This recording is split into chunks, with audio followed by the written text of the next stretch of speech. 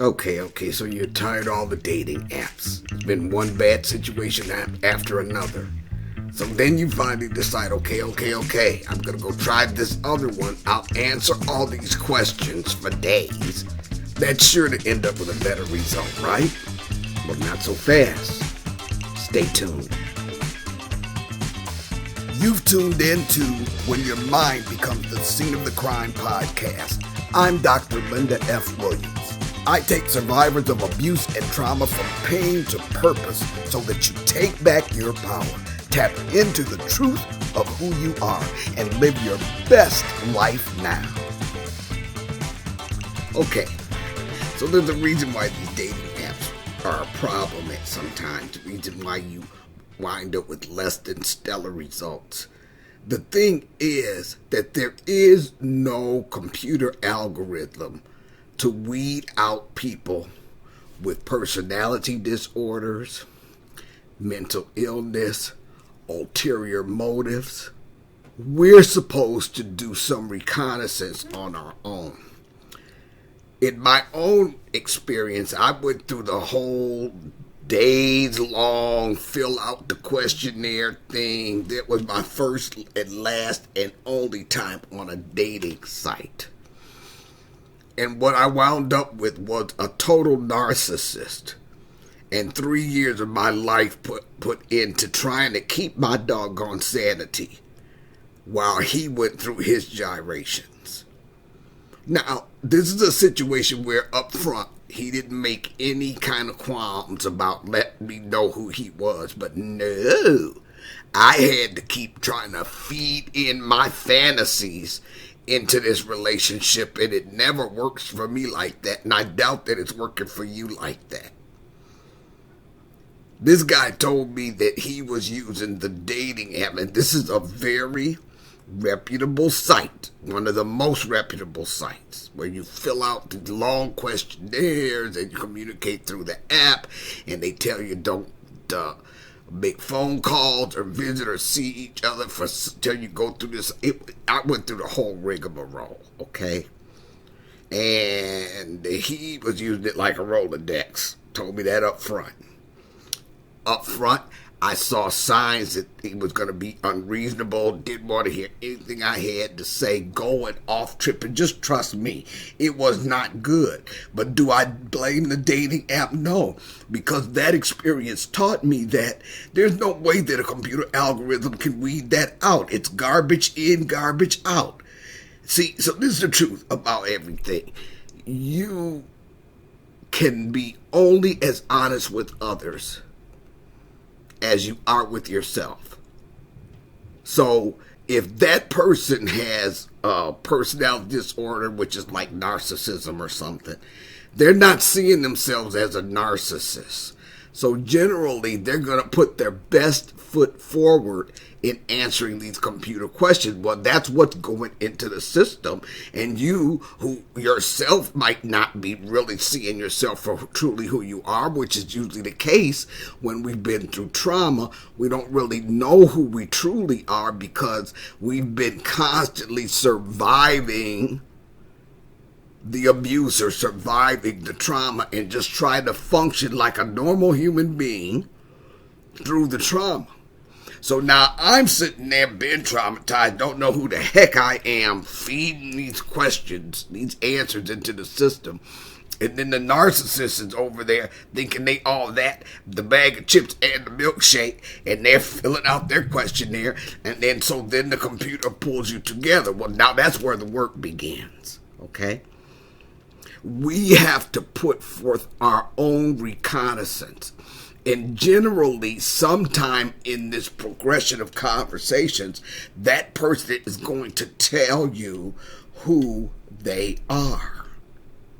They are going to show you who they are.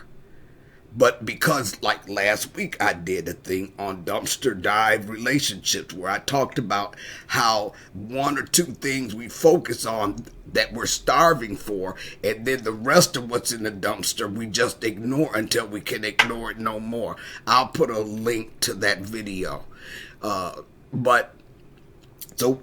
was in that stage that frame of mind, and it just, trust me, it was not good. So what I want to talk about today is how do you navigate the fact that the computer algorithm is going to give you matches that may be less than stellar.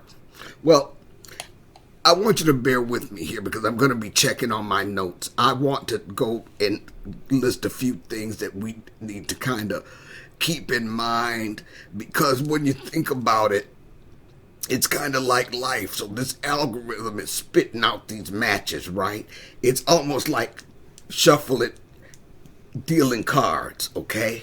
You don't know what you got, but guess what? Whatever the heck you got in your hand, how you play that hand is going to make the determination as to whether or not you win or lose. So it's kind of like playing a game of cards where you are dealt these cards, but you can fold or you can play through, but you have to play strategically.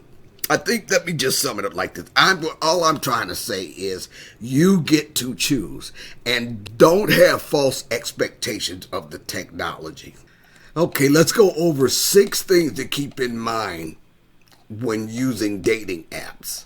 Now, I want to exclude those apps that are out there that are just strictly for hookups.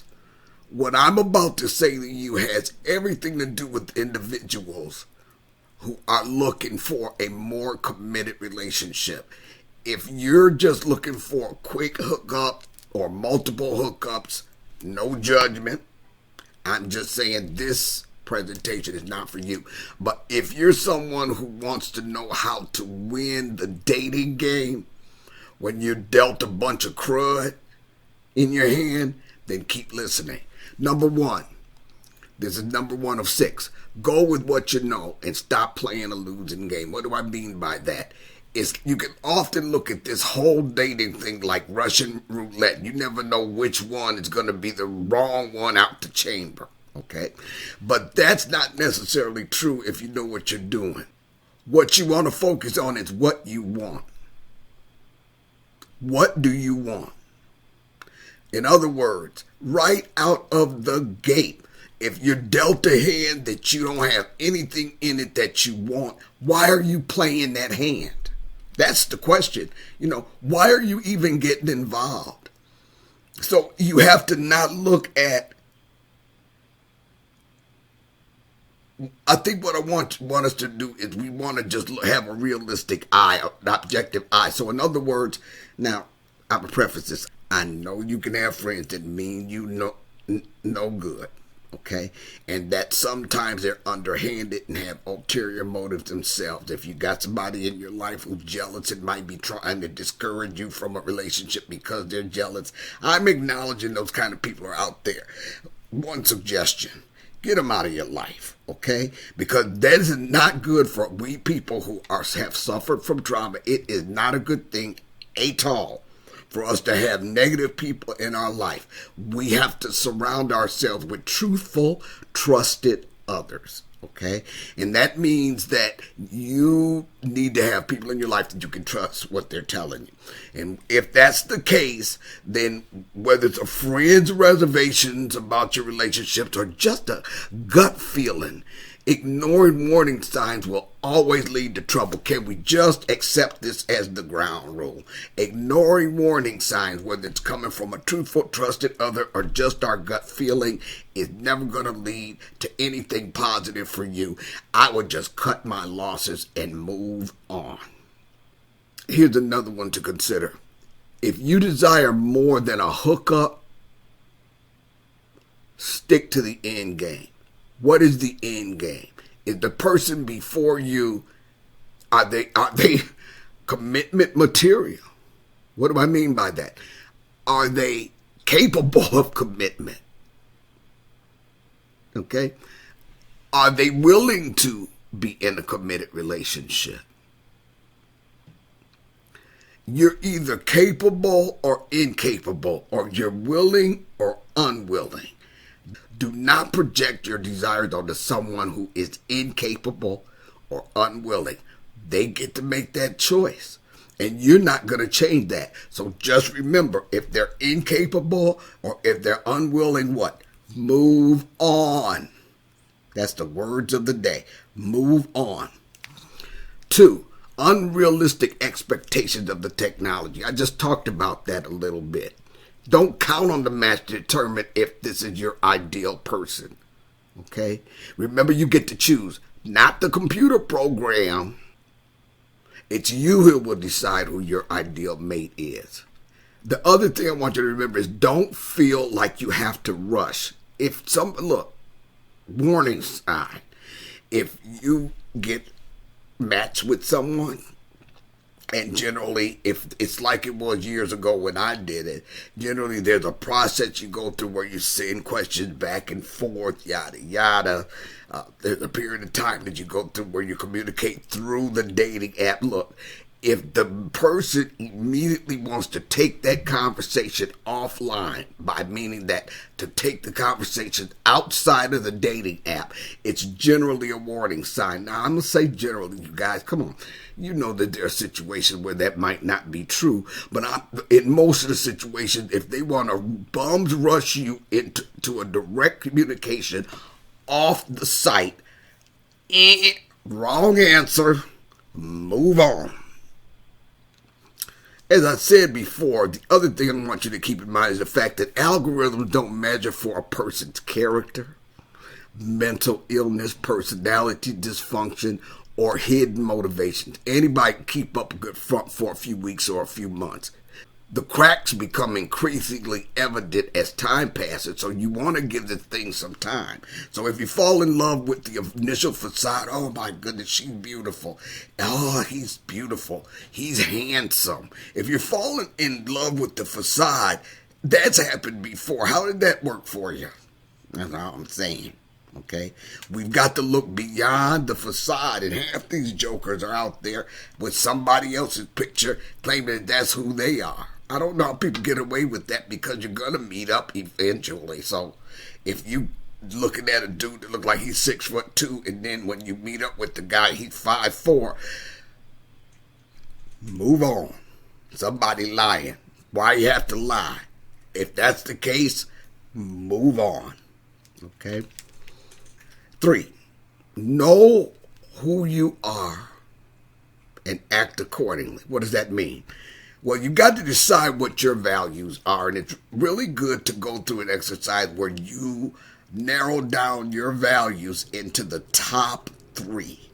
That does not preclude all the other ones you have, but you're going to use your top 3 to determine if a potential date is worth it.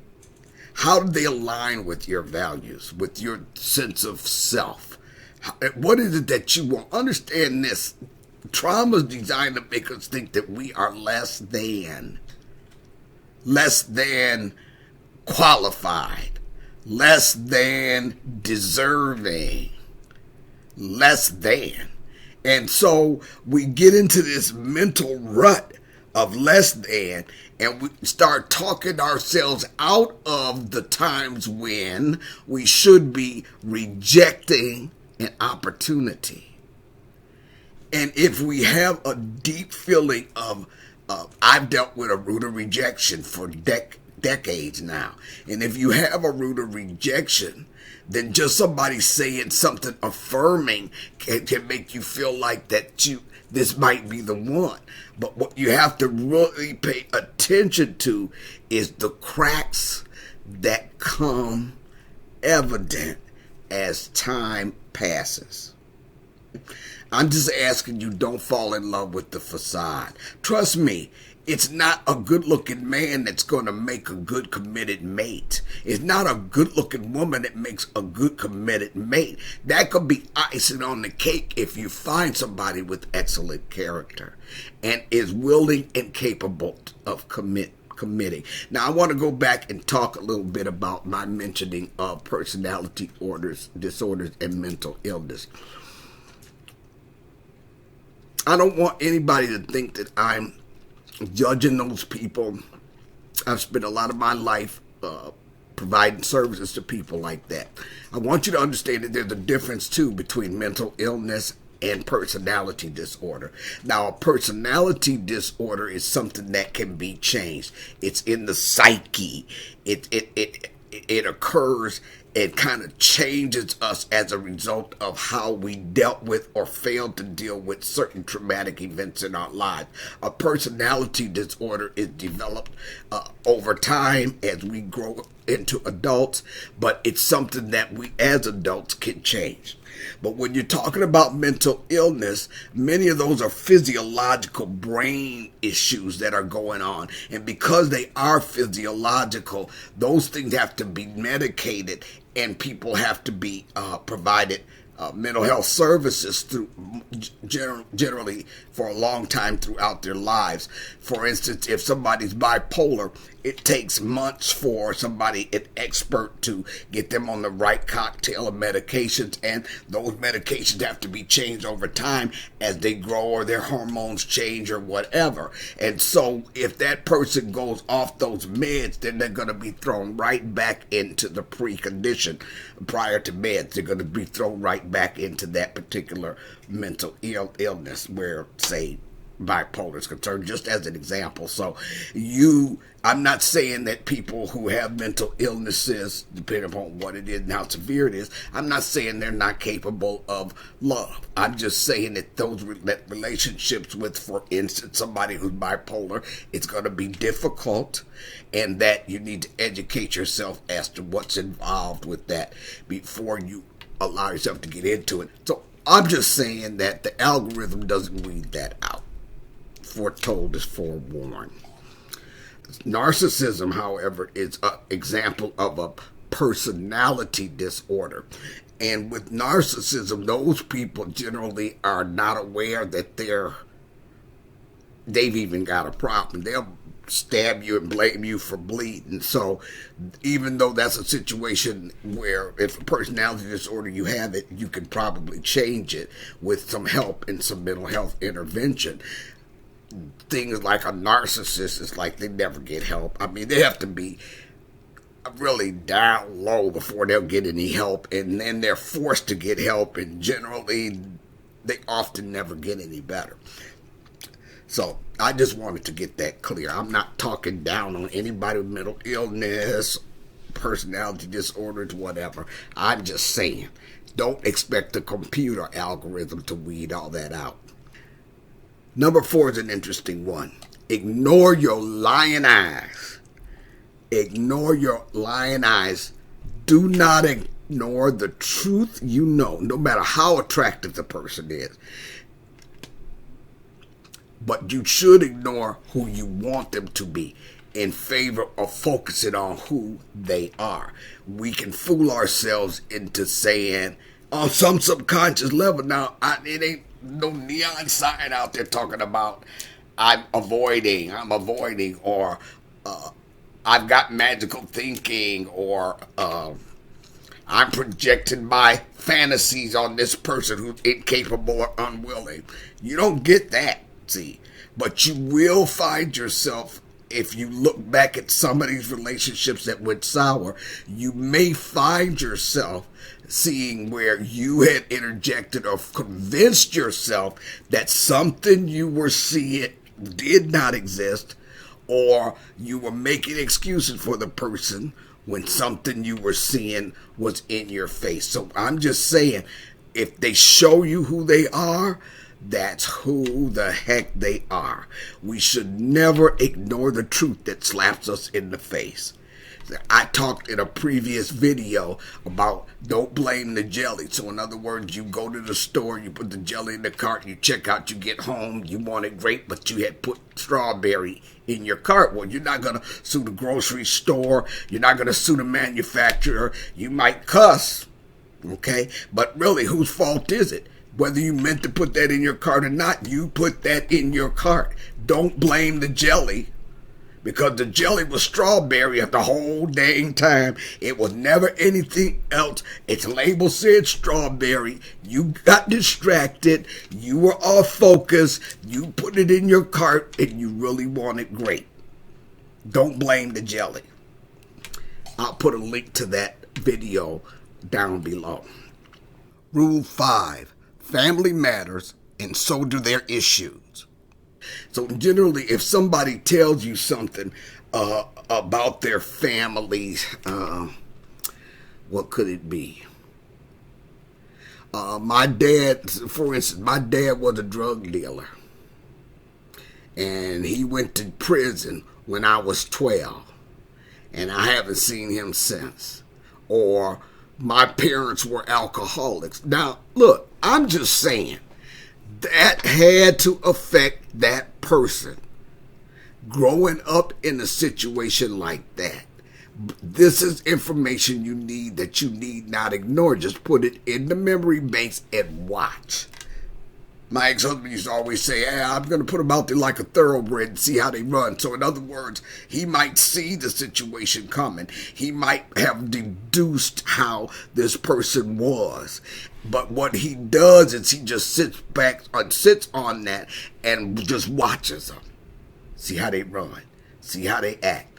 And if that was something that they had never dealt with, worked on in themselves, something that they're unaware of has affected them and how it's affected them, then you have to remember that whatever their problem is occurred way before you came in on the scene, and you ain't that good, that just you being in their lives is going to make that difference for them. It's going to always be, look, I'm just going to tell you, as a trauma survivor, I can tell you that the healing has got to be deliberate. When we heal from trauma, we have to face so much truth about how we might have had misperceptions, truth about people we loved.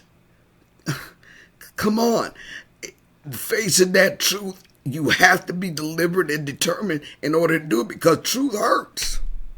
And we know as trauma survivors what it takes to move forward and to face the past and to heal enough to be able to live lives and to thrive in our lives. So if that person that you're dealing with, if it becomes evident to you that they ain't there yet, don't think you can fix it. Move on. Number 6 and final is the alarm bell is ringing and you need to quit hitting the snooze button. If you're seeing alarm bells, don't snooze it. Turn off the clock, sit up out of bed, and pay attention. Things like unanswered phone calls, failure to show for scheduled dates, sudden obligations that make the date suddenly unavailable. Those are clear signs that something is awry. Hey, here we go again. You have to understand, a one-off situation where that happens is a one-off situation where that happens. But if you see a pattern of this, hey, what? Move on, okay? Another alarm bell. Missing parts of the story. So what'll happen is they're telling you this long story about I couldn't be there because such and such and so and so. And especially if the story gets out freaking landish, where every time you turn around there's just so much drama in this person's life. One person can't be experiencing all of that at one time, but it's always their long drawn out excuse for not treating you the way you should be treated. Move on. You see the pattern of that? Move on. You're not going to be able to change it. And they're equal opportunity knuckleheads, as I call them, because it doesn't matter whether it's you or anybody else. You can't take this personally. They're being who they are. They're showing you who they are. That's who they were before you got there. That's who they are while you're here. That's who they're going to be when you leave. So they're equal opportunity knuckleheads, and you just got in the crosshairs. Move on. And then another one, multiple excuses, drama, moving the goalpost and gaslighting. Oh, baby, yada, yada, yada. But when I so and so and so and so, then we can be together. Or, well, right now I got to focus on the job, yada, yada, yada. But baby, hey, give me a little time, yeah. And when you're looking at this pattern, man, and you look at weeks down the line and nothing's changed, that kind of stuff it's moving the goalposts, walking you straight down the end zone, okay? And every time you think you're just about there, they move it again. Hey, I've been there, done that. It never works out. Move on, Okay, well, that's it for today. I know this went a little long. I'm going to try to edit it down. But tune in next time when I tell you specific personalities and specific things to look out for in that dating relationship before you put your heart into it, and things you need to not walk but run from.